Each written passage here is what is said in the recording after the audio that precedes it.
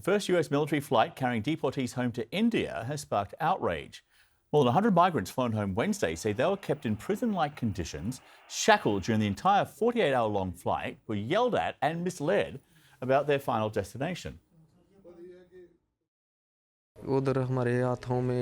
Our hands and feet were cuffed and we were told that we were being taken to a detention center, but they brought us to the airport instead. Our legs and hands were cuffed, including women, except the children, those who were below 18 years of age. All of us were shackled. We were given no washroom facilities, and they never removed the cuffs, even to eat. Many were outraged with the crowd in New Delhi burning an effigy of Donald Trump. Some Indian lawmakers staged another protest near Parliament. CNN has reached out to the Pentagon and the US border authorities for comment. We have not heard back. Happening today, Homeland Security Secretary Kristi Noem will visit Guantanamo Bay, the U.S. Navy base, which President Trump says will also house a massive detention center as part of his administration's immigration crackdown. Also this morning, we are seeing new video of what the Border Patrol chief is calling, quote, the farthest deportation flight yet using military planes. It shows 100 deportees from India in shackles boarding a plane for a 40-hour flight. One deportee says they were treated like criminals. Joining me now, CNN international correspondent Mark Stewart and CNN Havana Bureau Chief Patrick Oppman. First to you, Patrick. What is happening there at Guantanamo Bay at this hour?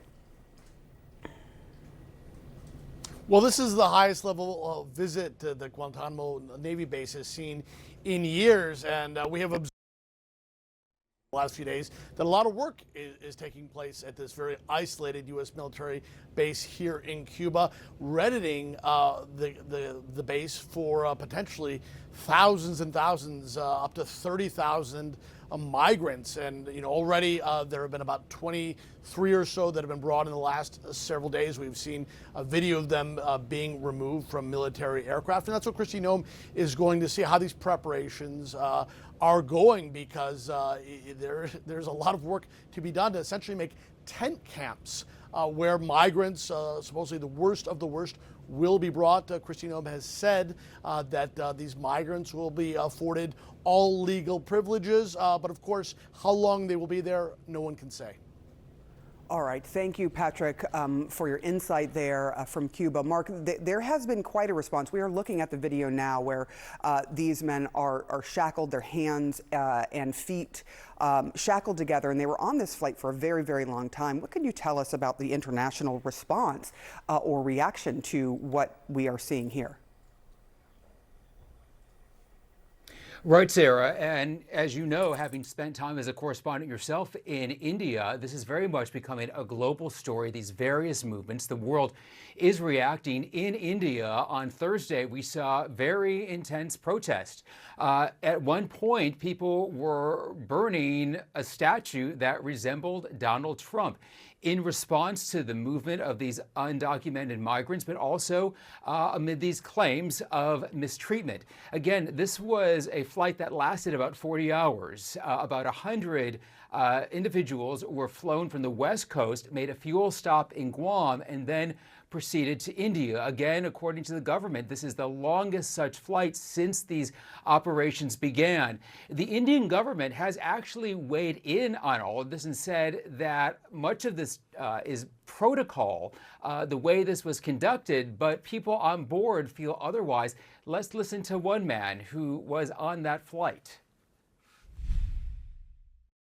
They had handcuffed everyone, even women. They had put chains on all 104 people.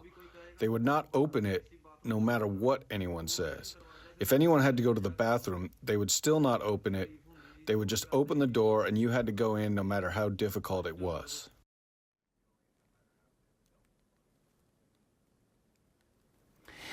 And we have reached out to Border Patrol for response. We've not heard yet back from them.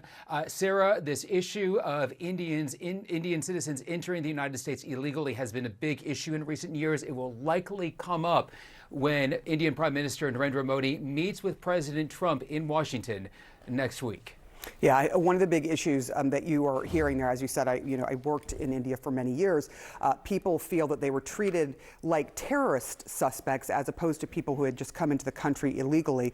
So there is a lot of really big feelings in India about how their citizens are treated, except for, as you mentioned, the Indian government, who has been quite friendly with Donald Trump. Mark Stewart, thank you so much for your insight there. Really appreciate it.